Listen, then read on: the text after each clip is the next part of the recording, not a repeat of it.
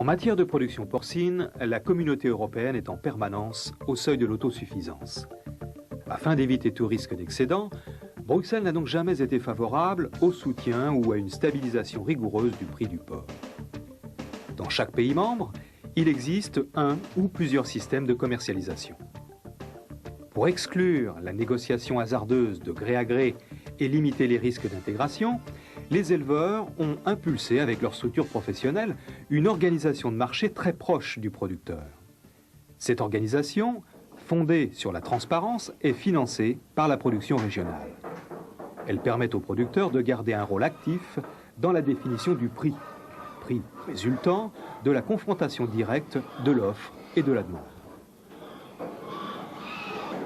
Créé en 1972, le marché au cadran s'est rapidement accompagné de la généralisation, dans tous les abattoirs de l'Ouest, du contrôle de la pesée et du classement par un organisme technique indépendant, Uniporc Ouest. Le marché au cadran répond à 4 objectifs.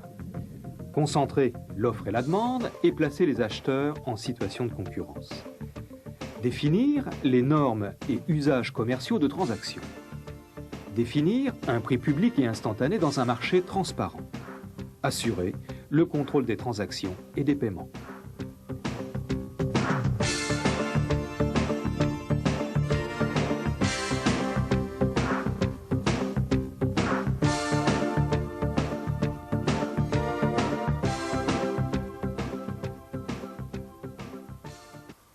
Allô, le LT, je voudrais annoncer 280 porcs au marché du jeudi 19 et 15 coches. L'offre, c'est la base du marché. Chaque éleveur annonce à son groupement le nombre de porcs mis en vente. Les groupements adressent ensuite au siège du marché le descriptif de tous les lots proposés. Le catalogue est alors constitué puis transmis aux acheteurs avant le marché. Il servira de référence lors des transactions, les animaux n'étant bien entendu pas présentés physiquement.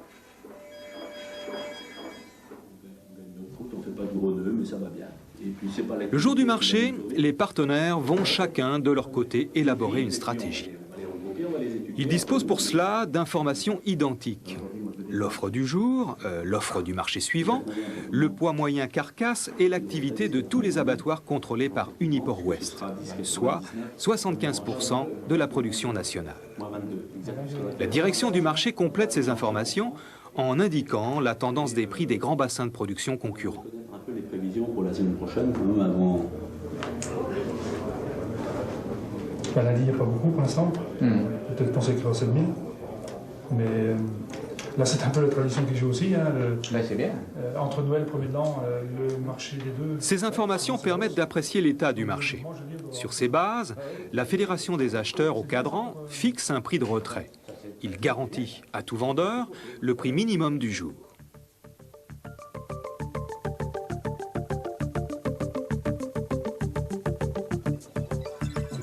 Après avoir pris connaissance du prix minimum proposé, les vendeurs se réunissent à leur tour pour élaborer leur stratégie de vente.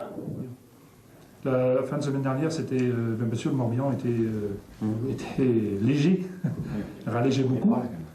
Mais bon, globalement, c'est relativement bien réparti aujourd'hui. Hein.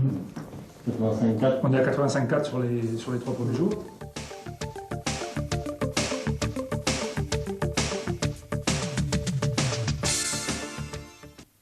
Une convention interprofessionnelle régit le fonctionnement du marché. Outre la fixation d'un prix de retrait, des règles ont été imaginées. C'est, pour les acheteurs, l'obligation de participer régulièrement au marché. C'est aussi l'obligation d'acheter sur la base d'un quota minimal défini par acheteur. Des règles nécessaires pour que le marché soit représentatif, des règles nécessaires aussi pour garantir la fluidité des transactions et éviter des fluctuations inconsidérées. On démarre le marché au numéro 280.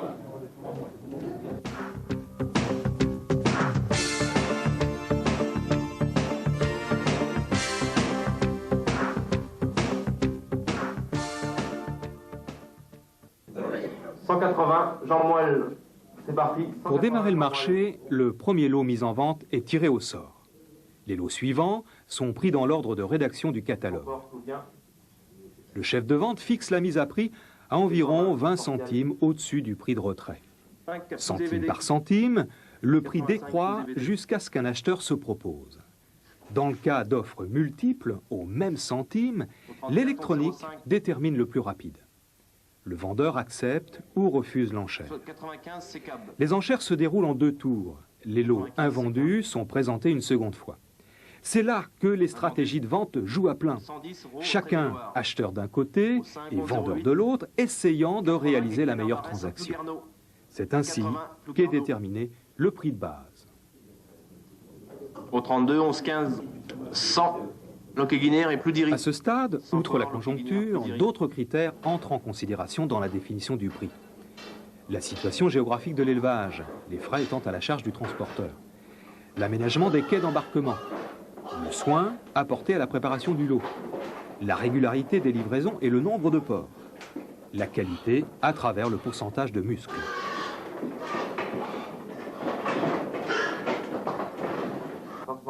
Le prix cadran résultant des enchères est un prix départ élevage, en base 50% de muscles.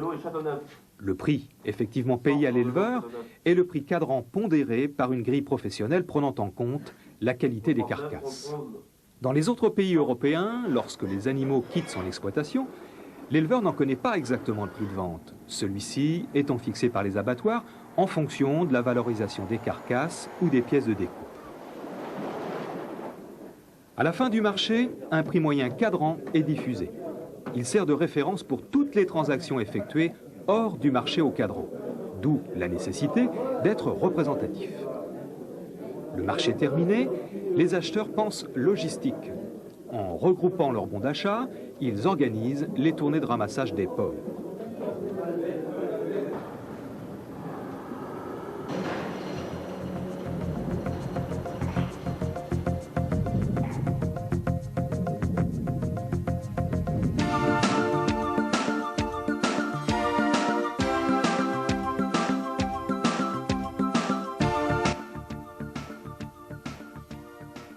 En exigeant des cautions bancaires, en réglementant les délais d'enlèvement, 7 jours maximum, et les délais de paiement, 14 jours après la vente, le marché du porc breton met tous les acheteurs sur un pied d'égalité. Par ailleurs, la définition des normes de production dans un cadre interprofessionnel, grille de prix et de poids, a incité les producteurs à orienter leur production vers le type de porc souhaité par la transformation. Chacun y retrouve donc son compte avec pour résultat un fantastique développement de la production, en quantité bien sûr, mais surtout en qualité. Les résultats des mesures carcasses réalisées par Uniporc Ouest sont centralisés. Chaque éleveur peut ainsi accéder immédiatement aux résultats qualité de son lot.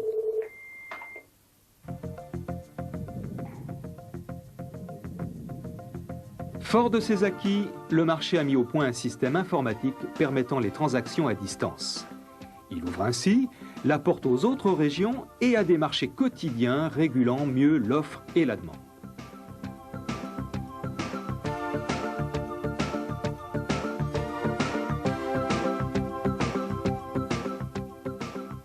En prise directe avec la réalité commerciale, le marché au cadran assure donc pleinement son statut de référence nationale.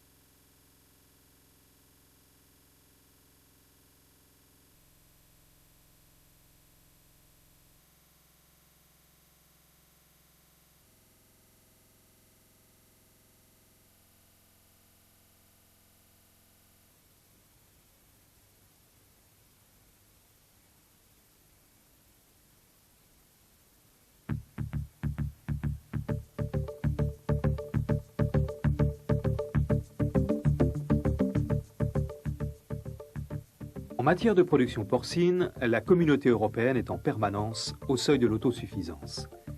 Afin d'éviter tout risque d'excédent, Bruxelles n'a donc jamais été favorable au soutien ou à une stabilisation rigoureuse du prix du porc. Dans chaque pays membre, il existe un ou plusieurs systèmes de commercialisation. Pour exclure la négociation hasardeuse de gré à gré et limiter les risques d'intégration, les éleveurs ont impulsé avec leur structure professionnelle une organisation de marché très proche du producteur. Cette organisation, fondée sur la transparence, est financée par la production régionale. Elle permet aux producteurs de garder un rôle actif dans la définition du prix résultant de la confrontation directe de l'offre et de la demande. Créé en 1972, le marché au cadran s'est rapidement accompagné de la généralisation, dans tous les abattoirs de l'Ouest, du contrôle de la pesée et du classement par un organisme technique indépendant, Uniporc Ouest. Le marché au cadran répond à 4 objectifs. Concentrer l'offre et la demande et placer les acheteurs en situation de concurrence. Définir les normes et usages commerciaux de transaction. Définir un prix public et instantané dans un marché transparent. Assurer le contrôle des transactions et des paiements.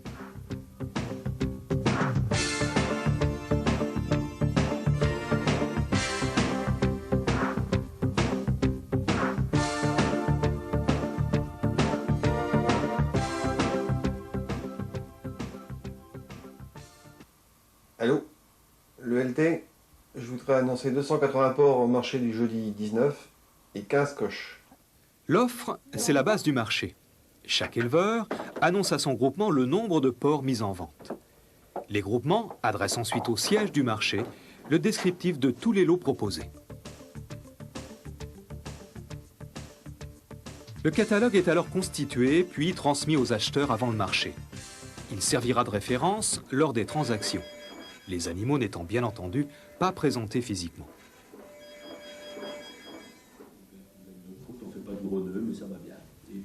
Le jour du marché, les partenaires vont chacun de leur côté élaborer une stratégie.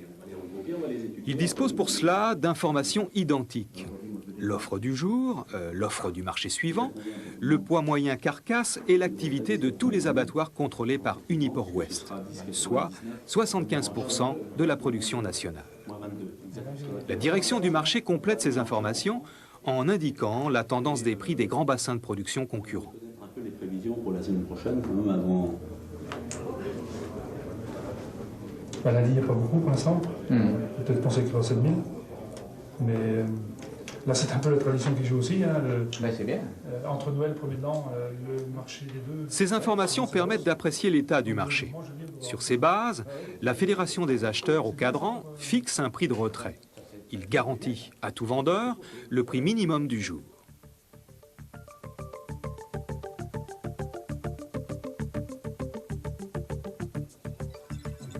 Après avoir pris connaissance du prix minimum proposé, les vendeurs se réunissent à leur tour pour élaborer leur stratégie de vente. La fin de semaine dernière, c'était, bien sûr, le Morbihan était léger, rallégeait beaucoup. Mais bon, globalement, c'est relativement bien réparti aujourd'hui. On est à 85,4 sur les 3 premiers jours.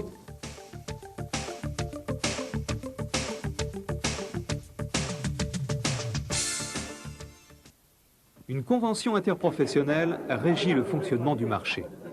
Outre la fixation d'un prix de retrait, des règles ont été imaginées.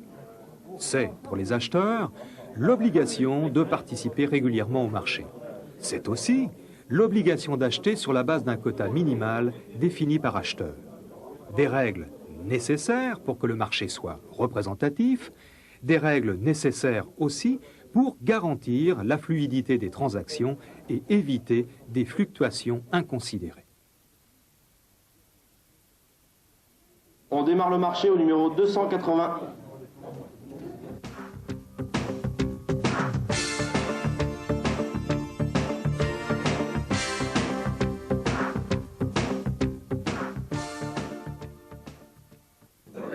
« 180, Jean Moelle, c'est parti. » Pour démarrer le marché, le premier lot mis en vente est tiré au sort.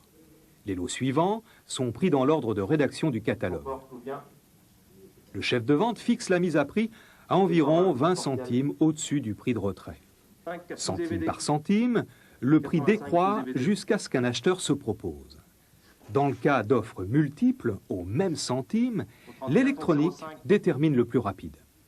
Le vendeur accepte ou refuse l'enchère.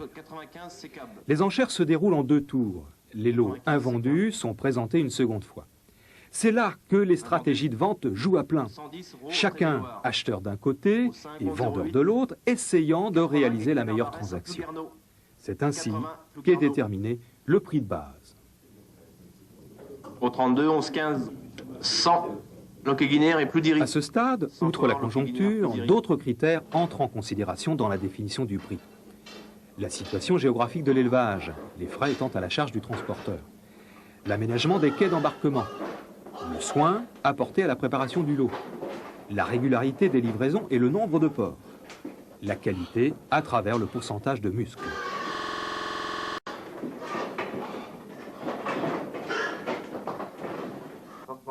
Le prix cadran résultant des enchères est un prix départ élevage, en base 50% de muscles. Le prix effectivement payé à l'éleveur est le prix cadran pondéré par une grille professionnelle prenant en compte la qualité des carcasses. Dans les autres pays européens, lorsque les animaux quittent son exploitation, l'éleveur n'en connaît pas exactement le prix de vente, celui-ci étant fixé par les abattoirs en fonction de la valorisation des carcasses ou des pièces de découpe. À la fin du marché, un prix moyen cadran est diffusé. Il sert de référence pour toutes les transactions effectuées hors du marché au cadran, d'où la nécessité d'être représentatif. Le marché terminé, les acheteurs pensent logistique. En regroupant leurs bons d'achat, ils organisent les tournées de ramassage des porcs.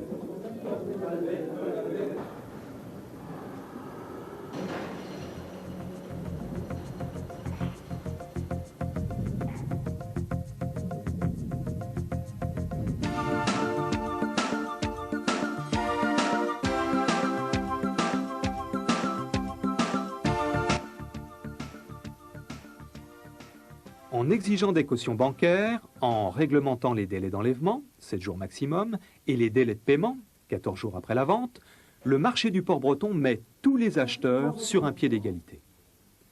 Par ailleurs, la définition des normes de production dans un cadre interprofessionnel, grille de prix et de poids, a incité les producteurs à orienter leur production vers le type de porc souhaité par la transformation. Chacun y retrouve donc son compte avec pour résultat un fantastique développement de la production, en quantité bien sûr, mais surtout en qualité. Les résultats des mesures carcasses réalisées par Uniport Ouest sont centralisés. Chaque éleveur peut ainsi accéder immédiatement aux résultats qualité de son lot.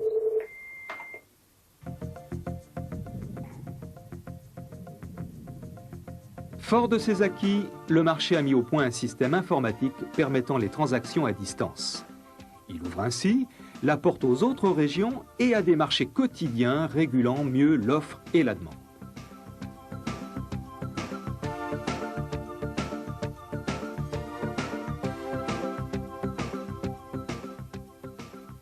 En prise directe avec la réalité commerciale, le marché au cadran assure donc pleinement son statut de référence nationale.